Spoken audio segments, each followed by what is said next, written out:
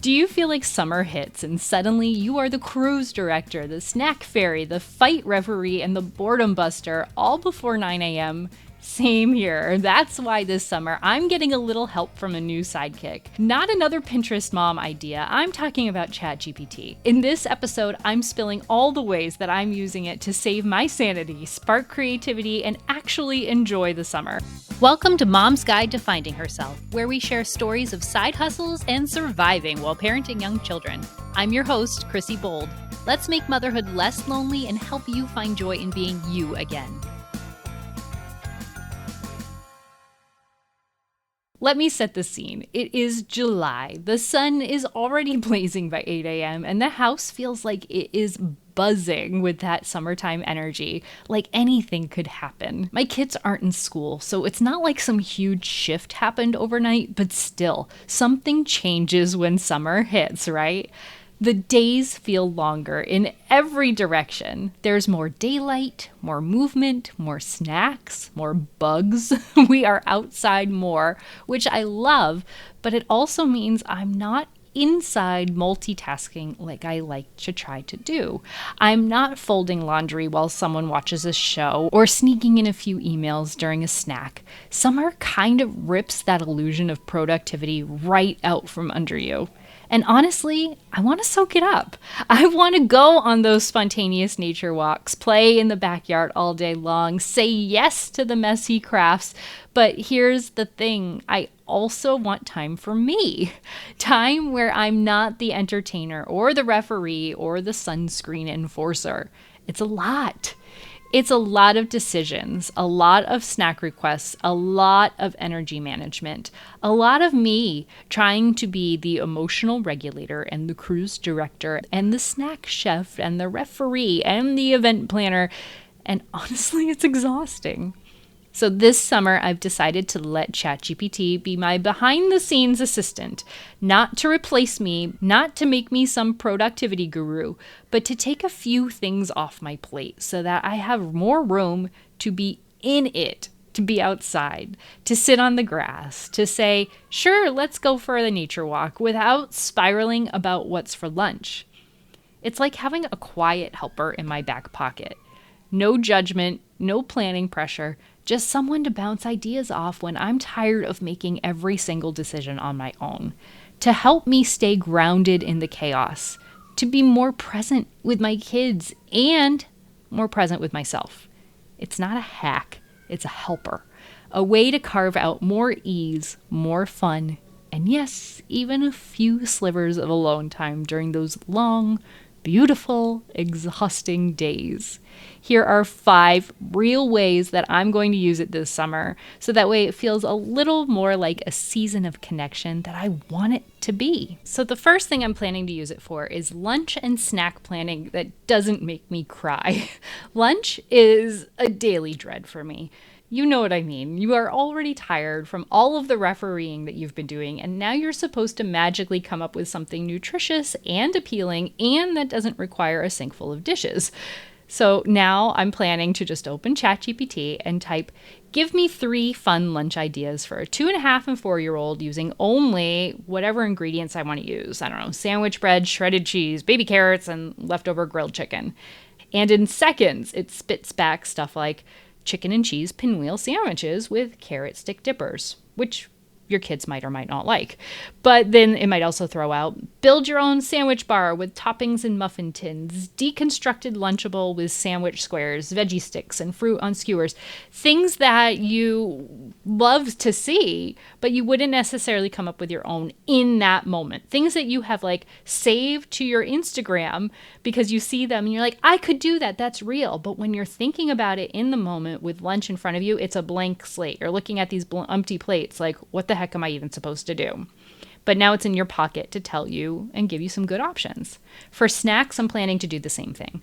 What's a creative afternoon snack using, I don't know, popcorn, yogurt and apples, and you'll get things like DIY yogurt parfait bar with apple slices and popcorn for crunch. I feel like that's what ChatGPT sounds like. Popcorn trail mix with mini chocolate chips and apple chunks. Apple slice nachos drizzled with yogurt and sprinkled with popcorn crumble. I don't know.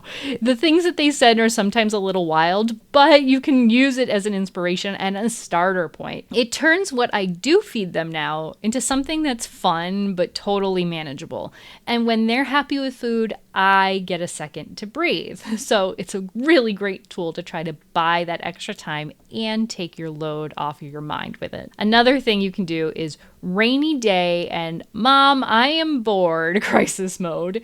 Here's how it goes, right? It's 2:15 in the afternoon. It's raining. They are pacing around like zoo animals. They've already watched way too much TV, and you are about to start screaming into a pillow.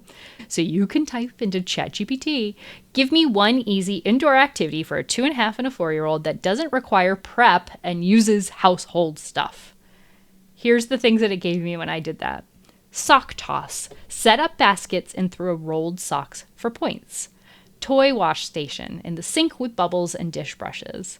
Freeze dance with stuffed animals.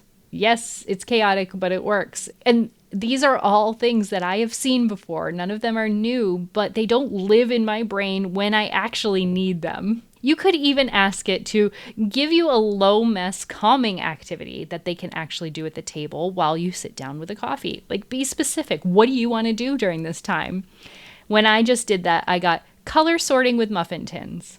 Love it. Sticker story challenge. Each sticker equals a new part of the story. This is adorable. And calm jar making with glitter and baby oil if you happen to have it. Again, none of these are new, none of these are fancy, but they're fast and they're available at your fingertips when you can't pull it out of your brain yourself. And sometimes that is all we need to get through the tough moments. The third idea is planning simple summer adventures without Googling.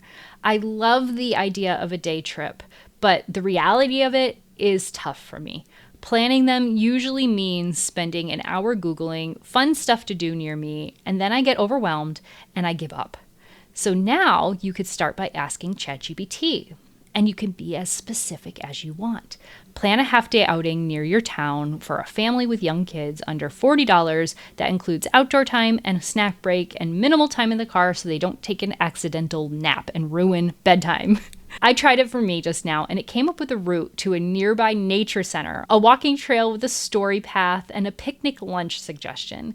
It even added a packing list, the bug spray, the water bottles, the baby wipes. It just takes it off of your brain. It's like having a travel agent that understands how short kid attention spans are and how important bathrooms are.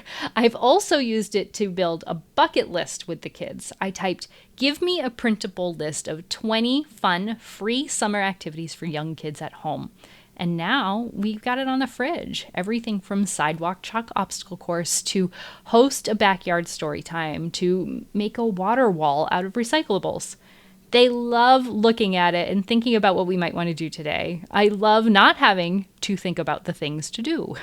The next thing you can do, number 4, create a weekly and daily rhythm that actually works for you. Here's the deal.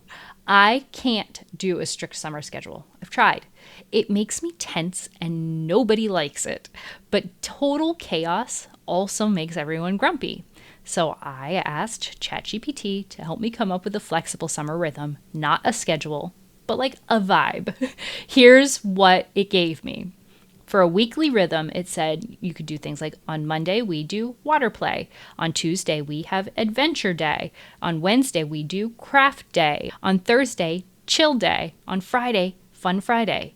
Now, I love these ideas. Would I use all of them in this exact order? Not necessarily. I'd probably take them and then like shuffle them around based on the week. So on like the hot day, I might do the water day. So like the water balloons in the backyard and the water table down on the grass and have the hose play going. My kids aren't really into water play, but this kind of stuff that doesn't get them fully wet is a lot of fun for them. And then on like the cold day or maybe the super duper hot, you can't even be outside outside for a minute day, that's the chill day. That's like the puzzles, the quiet play, the books. But I love this idea of having a rotation and categories. Categories really work for me.